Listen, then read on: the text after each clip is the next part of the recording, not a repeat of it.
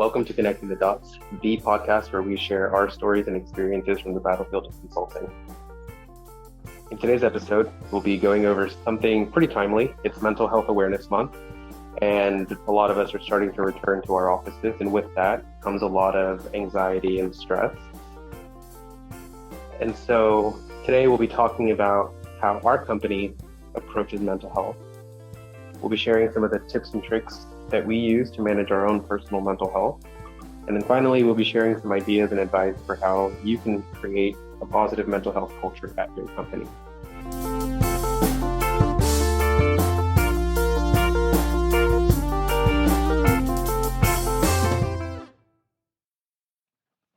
Before we jump into the topic though, one of the things that we learn as consultants is to defer to the experts. And so with that, none of us on this episode are mental health professionals. Nothing we say during this episode is meant to be medical advice. If you do find yourself struggling with mental health issues, please reach out to someone. We'll be including some resources down in the description below. Please check them out. And so with that out of the way, I'll ask my colleagues to introduce themselves. My name is Oscar Hernandez, and I'm a full stack developer and consultant at Expero. I'm Phil Gambling, a technical lead. Johnny Hill, I'm a senior UX designer. Kareem Jamal, I'm a senior architect. And I'm Jesus Moreno, a front-end developer and consultant here at Expero. So I guess let's get started, guys. Yeah. I guess, Oscar, how does Expero try to approach mental health? So one of the things we do at Expero is we allow the employees to, some of them work from home, others can work in the office. That seems to help with allowing employees to be comfortable wherever they feel best. We also have a host of different channels. For example, there's a mental health channel that I head, which where we essentially just promote different practices that might help people with their mental health, or in general help approach different situations that might reduce stress in the long run. We also try to maintain an open discussion about mental health in the workplace. And one of the most important things is keeping the employees and managers educated about issues of mental health and different ways that they can see mental health struggles in individuals and help out where necessary. Clarify one thing for our listeners. When we speak about channels, we're talking about Slack. We are, being a remote company, we use Slack pretty heavily, long before COVID. And so you'll probably hear us bring that up many times. Yeah, I know, like Oscar was saying, using channels in Slack for things like he said, he runs the mental health channel to send out kind of tips and kind of reminders for people. Hey, here's some things you can try. But also, I know we have a number of kind of just community building, team bonding, fun channels. So people who have pets will post, yeah, we went to the park, here's a fun picture. Or people who are into playing games will, host stuff or talk about what we're playing. And just kind of, at least during COVID especially, but even more coming out of it, just developing that sense of camaraderie and community within a company, I think has really helped people to feel more connected, and feel like they can be open about kind of if they are struggling with things. It's hard to be open with people you feel like you don't really know, or you can only talk with them about work. And when you use Slack, be sure you're sort of aware of the connections it comes with, right? Because as you can use it to feel connected and improve people, it can also be a source of stress for people, right? So if you see these dings going off or these red bubbles and notifications popping up, sometimes people get stressed seeing that and feel, oh, I have to reply right away to that because I got tagged and things like that. And so it's good to sort of set the expectations when you're using Slack or any of these, communication tools to say, what's a reasonable time to follow up on, right? You don't have to reply right away. And if they're just tagging you for your awareness, but you have time to respond, you'll feel less stressed. And you can finish up your tasks and then go back to responding. But it is a very powerful tool. We are a remote friendly company even before, COVID struck. And it is sort of our lifeline. It's what we use to stay connected and feel that we're still all together, even though we may be geographically, apart. Yeah, I think just add to that. That's a good reminder about basically like set the do not disturb, set the in Slack or on your calendar, what are my working hours? We're already such a distributed company around the world that our time zones aren't, we're not all North American time zones. So I always try to encourage people I work with, like in Google Calendar, we use G Suite for all of our, calendaring and mail, and set what are your working hours. So when we're scheduling meetings together, we don't just go into your evening. Likewise with Slack, you can set these are do not disturb times, so I don't get those dings. And if I do need to message someone like you're saying, Kareem, I try to think of, I try to say, hey, this isn't urgent. I know that ding might create urgency, but don't necessarily think about it. I'm just queuing this up for tomorrow. And I think we try to lead by example there. I know that comes from the top down, and we've had company all hands about those kind of practices, just as reminders to everyone. It's like, just because it could be a 24/7 workplace doesn't mean we should. Yeah, it's important to disconnect.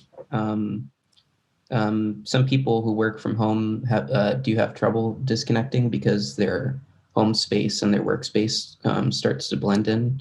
And so it's also important to have a physical barrier between your work life and your home life, especially if you work remote.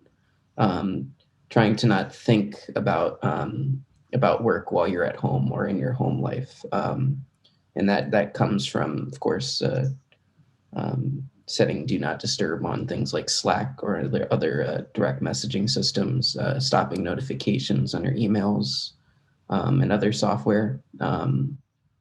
And just trying to get into a different mood when you get back home.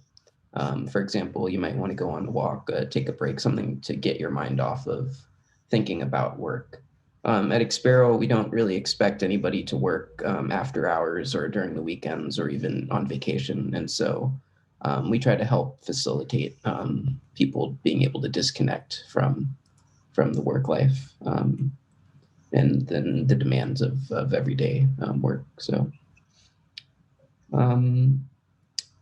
I think it's also important to as Johnny had said earlier, communication improves through some of the resources that we have, such as the fun channels on Slack. And communication is important, of course, because it's not just up to the person who's dealing with mental health issues. It's also up to the company as a whole to help those in need, so that you may notice signs that you're burnt out, but also you might notice signs in other people that they're burnt out. And you might want to take that to the manager, or even the managers might see signs in their employees. And just real quick, some signs that your coworkers or yourself might be dealing with burnout or stress or other mental health issues. You might see your coworkers as frustrated. You might be liable for outbursts, or just not generally in a good mood. You might have difficulty sleeping or concentrating. One of the most obvious signs is a sudden decrease in productivity, and just generally feeling exacerbated when anything changes with your workload. These are all signs that you may be dealing with stress, or your coworkers might be dealing with stress, and it's important to notify your managers if you can, and let them know so that you can help promote that open workplace. And oftentimes it won't even be very apparent, right? Just like this past year, it could be a little slow trickle that just keeps adding up and eating away at you. So it might be hard to notice as well. Yeah, I agree with it's not just that person's manager or even team members to necessarily be responsible for calling it out. I've definitely had conversations with people in the past just from like kind of a catch up, no real agenda, but in talking to them thinking like, man, maybe he's a little overloaded right now. And maybe I should mention that, to his guide and or his manager, give a heads up that we need to be careful about how much we're putting on this person's plate. And that actually is one thing we haven't mentioned about the way we structure your manager here. This is unique to us that we're consultants and we're on many different projects at a time or across the year. So there's not really like one manager, one team that you would be on for the life of a project. So we have this concept of guides, which is a kind of like one part HR manager, one part mentor, and just someone who sort of is there to make sure you have what you need, make sure things are going okay across projects. Like you have this person is consistently your manager, even as your projects change. And so that role is important for the same things we talked about, check in and make sure things are okay. Looking for those signs of, yeah, so-and-so seems like he's really stressed out these days. Maybe we need to escalate this and talk to their project leads. And so I think that's been a unique role that we have here that helps. It's not just specifically for mental health. I mean, it's just for sort of the logistics of the company, but I think it's keeping everyone's guidees mental health front and center is an important duty of that. Are there specific things that you guys look out for, like in your own, I guess, day-to-day interactions that kind of tip you off? Like, oh, I might be getting burnout or I might be getting overwhelmed with some of this work, like just preemptively? Sometimes it's as simple as just the tone, right? The person might be hurried, or when you're having your check-ins, either they'll be hurried or a little extra distracted, or there might be something off, right, to the normal. So like if you talk to your folks enough, you sort of get like a baseline of normal, calm behavior. And if anything sort of seems off about that, even if you can't pinpoint it, that's could be a sign to start asking a little more and seeing if everything is indeed okay or not. If maybe they're just having an off day or something happened, or maybe it's something more serious. Yeah, some people might just say or just have an expression that they're not as excited to take on that work, which could be like a subtle sign, but could also be a sign that you're asking them for stuff on Friday evening. Indeed. Which is another point of stress. And some people also have issues with being able to say no to their manager as well. So sometimes it's not as easy to see in this, which that's always helpful to have knowledgeable coworkers and managers be able to see that. So. Yeah, that was kind of what I was getting ready to transition to. At Expero, we're pretty lucky that we have a pretty open and understanding environment, but other people might not be in such an environment. Do you guys have any suggestions for how they could kind of carve out their space or their boundaries within that environment? I think that's a great point. It's oftentimes your manager may just be working without the proper context or boundaries because you've never provided that to them, right? So they're sort of working in a vacuum in that sense of, okay, I can schedule this at 8:00 in the morning or 5:30 in the evening, because they don't know what your boundaries are. And so this is where you should really speak up and communicate and say, here's my preferred schedule based on this, and I can be flexible, but I have some preferences for, these boundaries for time or days or, what have you. And so if you at least provide that to them, they have some guardrails to work against, right? And they'll try to keep things within that. Yeah, I guess this goes to saying no is okay. And I think that's something I know was harder as I was more junior in my career. And as I've got more experience, I feel, I guess I have more confidence to say no. And so those boundaries like you're saying, Kareem, because you kind of have to train the behavior you want. Yeah, if you have a manager who's just pinging you at all hours of the day, scheduling meetings last minute, maybe just don't always be available, and then they'll start to realize like, oh, okay, well, I have better luck with Phil if I schedule between these hours. Obviously, ideally, you're communicating this. Not everyone wants to hear it though. And it can go to an extreme where, yeah, it could just be such a hostile environment that it's time to move on. I mean, especially at least in the software development world, there's a lot of opportunities out there, and it's also valuing your time and your expertise, including Expero. Check us out. We're hiring. Well done.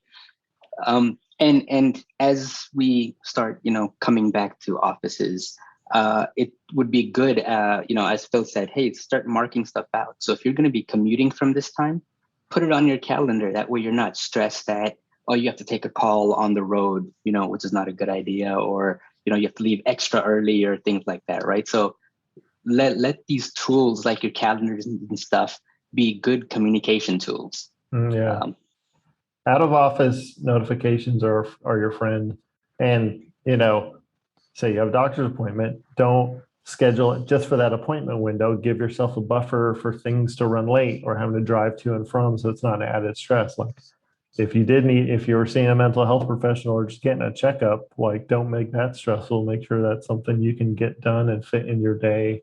It's still, and yeah, your calendar is your friend.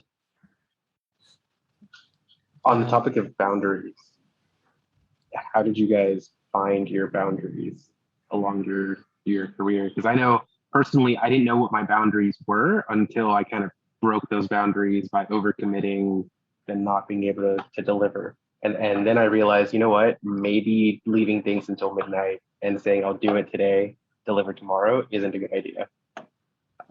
Is it just something that's trial and error, or do you think people can be proactive and try to find their boundaries before they kind of get burned? I feel like it's trial and error to a degree. Now, hopefully you have people who give you that advice early on, but I think some of my early work was just working all the time, evenings, weekends, and realizing I couldn't keep that up. Yeah, and I think that's an important part of that is kind of what we emphasize, at least at Expero. Our guides operate as an advocate and as someone who's looking out for you. So there's an open door there to be open about, hey, I'm overwhelmed, but also I vividly remember when I first started and I was saying yes to everything because I thought I was supposed to, and also I was overconfident and thought I could do it all. And my guide pulled me aside and said, hey, you can tell me no, right? Like, I don't want you working till midnight because you'll be miserable and you'll burn out and quit, and your work won't be as good either. Like it doesn't help your boss for you to be working crazy hours and getting exhausted because the work you're producing isn't going to be as good anyway. And then you're just exhausted and frustrated. So, and I know not everyone has the luxury of a manager or a guide who recognizes those things. So that's where it is important to kind of recognize, hey, how are these things that I'm committing to affecting me? Do I need to take a step back and say, hey, wait, I can't do this all. I can't sustain this.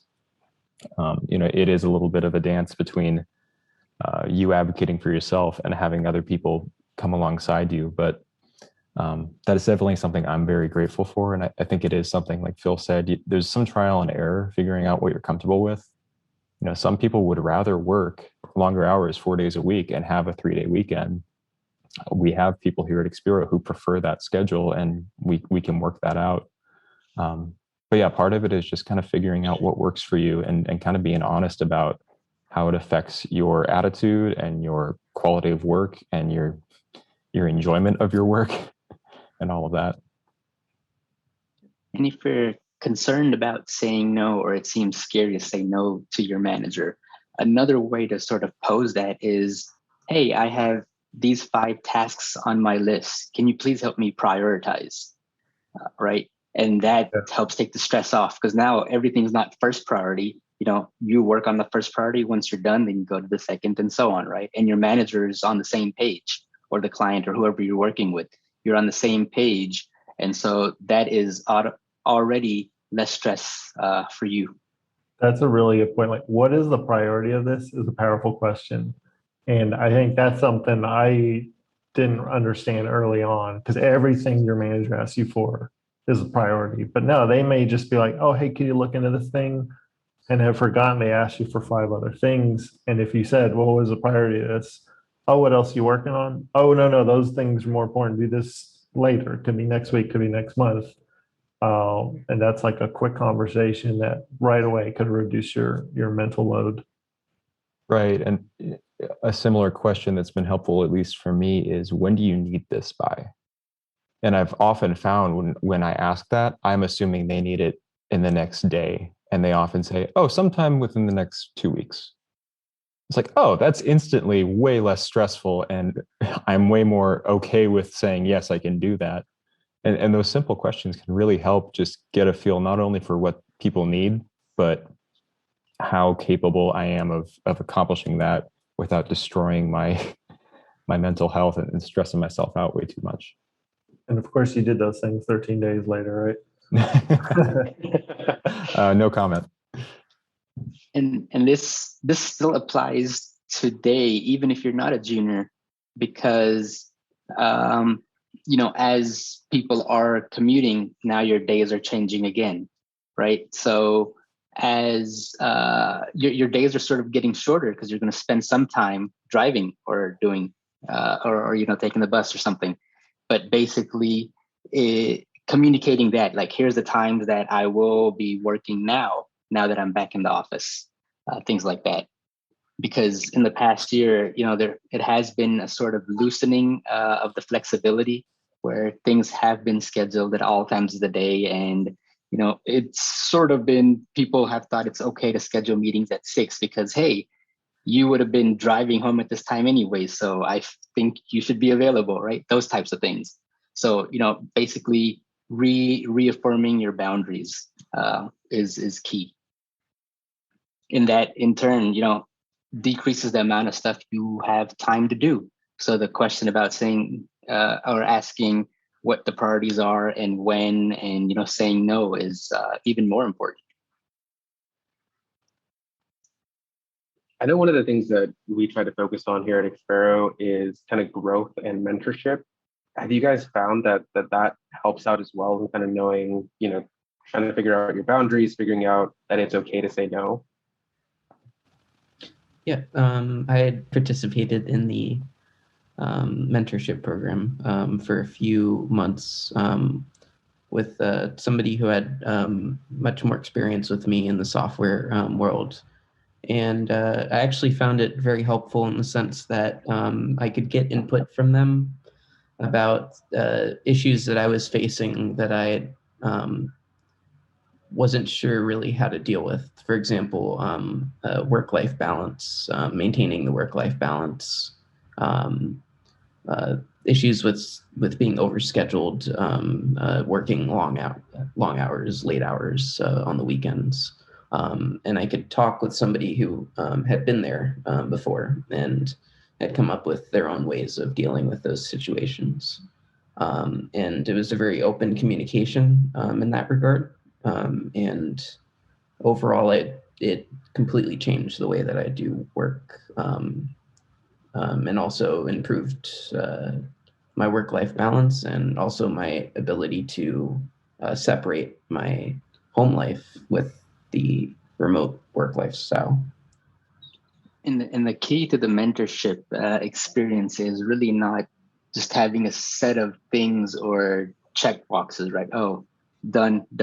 Sort of, you need to adapt it and cater it to the mentee, really, and see what areas they can usually, get help with, and what things we want to improve them on, or what are they struggling with, so that it proves to be the most valuable, provides the most value for the time that both sides are putting in. I think there's some degree of introspection that needs to be promoted as well when you're in a mentorship engagement, because a lot of people just don't know, basically just they don't know what they don't know, basically. And so like they might not be aware, one, that it's okay to say no to things, or it's okay to say yes to things. It's okay to just be your authentic self at work. You don't have to like, I know some people, myself included, start off and they put on a kind of work persona where you kind of tone yourself down. You're at work, you're not fully vibrant, but it's so much better when you just come as you are to work. And people enjoy working with you more. You find that you enjoy the work more. You're not holding back and stuff like that. What I found with the mentorship engagement that I did was that the person that I was mentoring had a lot of great ideas and enthusiasm for technology, but there wasn't at the moment, or at that time, there wasn't really a great place or a great outlet for that.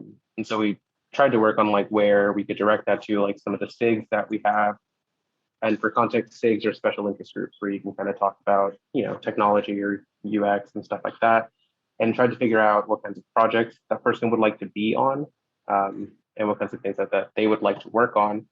And if that person hadn't had the introspection or the vibrancy to like kind of bring that forward, they might have been stuck on projects, or like not been able to actually do the things that they enjoyed doing. And that's when a job goes from something that you enjoy into like, oh, it's just a job and I have to get through the day so I can go live my real life. I think that's a good example again of that person's manager or leads wasn't necessarily the person who saw the change that needed to be made, and a good thing came out of it. In this case, you and having a mentorship with him, and that as an example, that could be the difference between someone leaving the company frustrated, but we've now retained a great employee. Just made sure that they're working on the things they like to work on, which is beyond mental health, right? It's just knowing what your people want will create happier people. And it's better to retain someone than have to go hire someone new and train them too. So last year, I kind of took a deep dive into my own mental health. And one of the things that I ran into was that things that we classify as problems with ourselves, like procrastination, not being able to produce quality work, or whatever that means, they're not really problems as much as they're solutions to things but those solutions aren't applicable to your current situation. So like, to give a kind of contrived example, if you're really good at knocking out really quick and like, quick and dirty hardware, that's great for proof of concept, software. That's great for proof of concept engagements, probably not so great for long-term engagements, right? But if you're at a company that does both, then maybe you just go to the proof of concept project more often than you go to the long-term engagement project.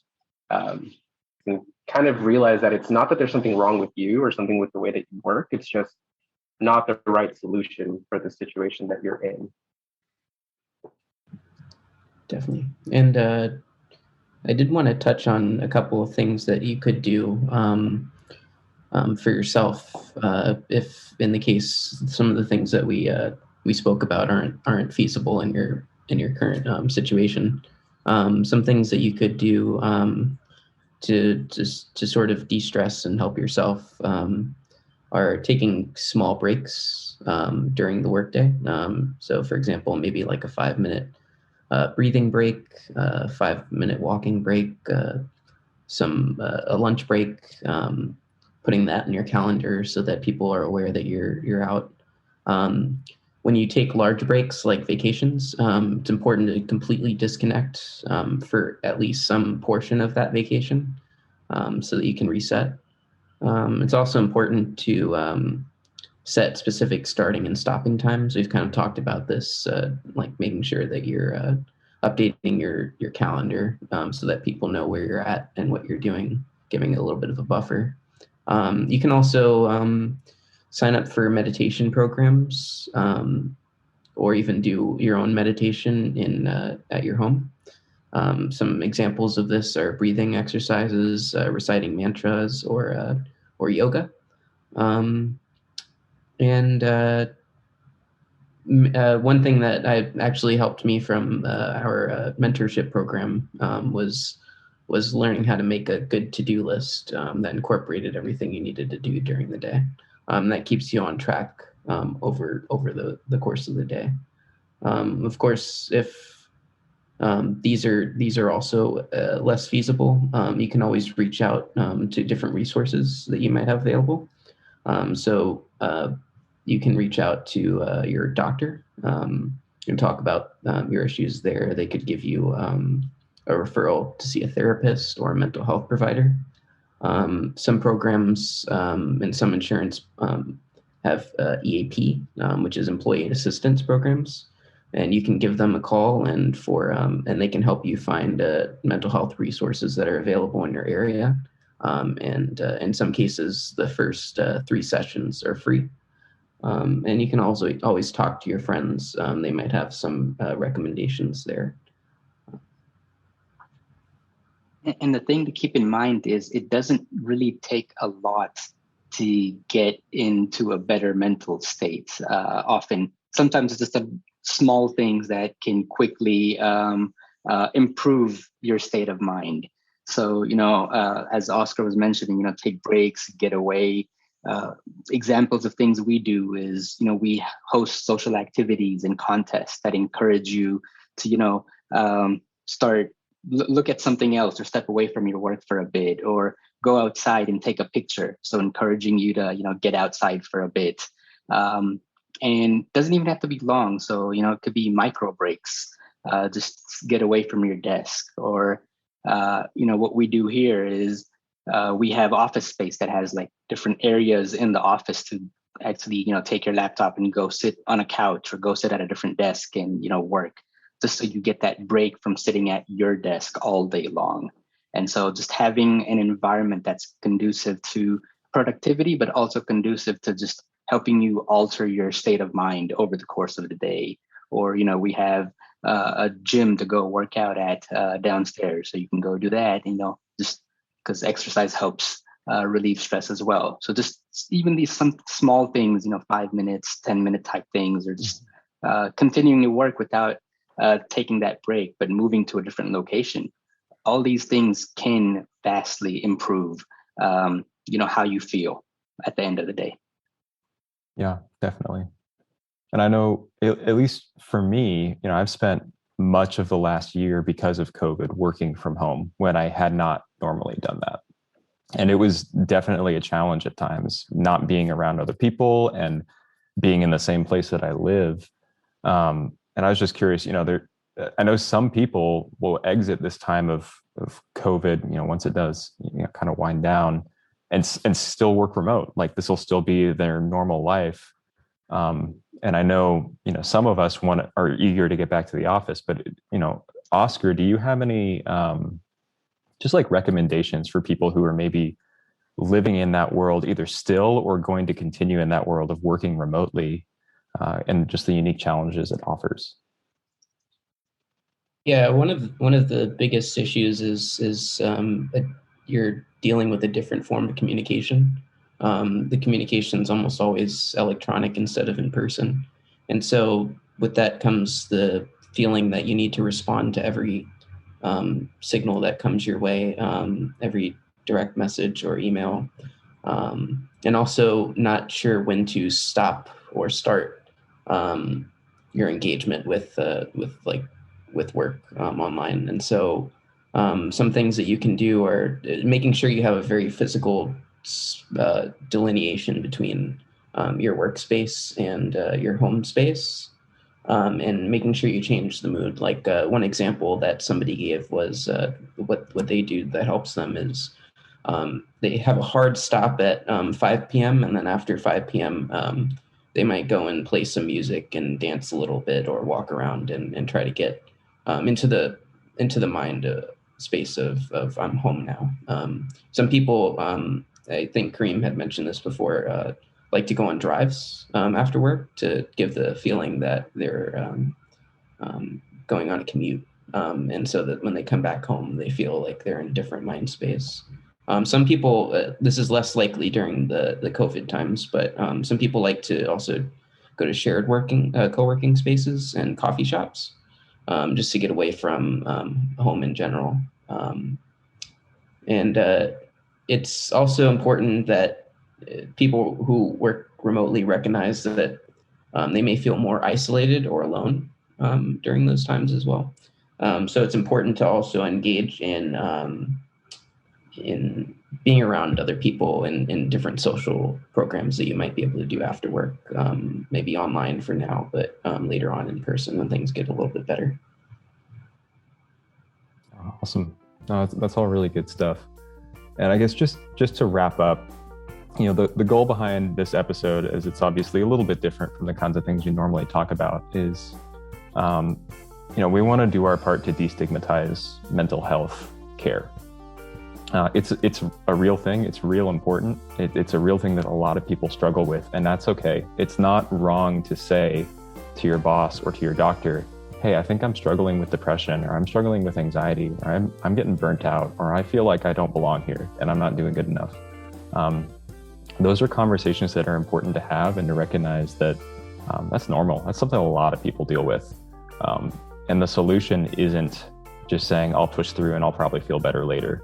That's just going to make things worse. So if you take anything from this time, just know that your mental health is important. You are not alone if you've experienced any of those symptoms or other things that we haven't mentioned. It's very normal, and it's very important to reach out if you need help. It's okay.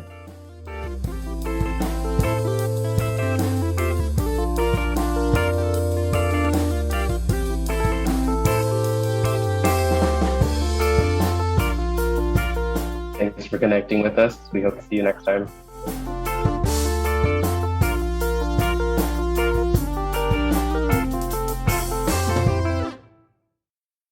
Now we just need to get this out soon.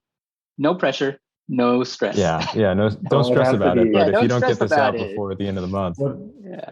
What is the priority of this? Yeah, it hit top priority, of course. Oh man. Always. Cool. And we're hiring. Remember that.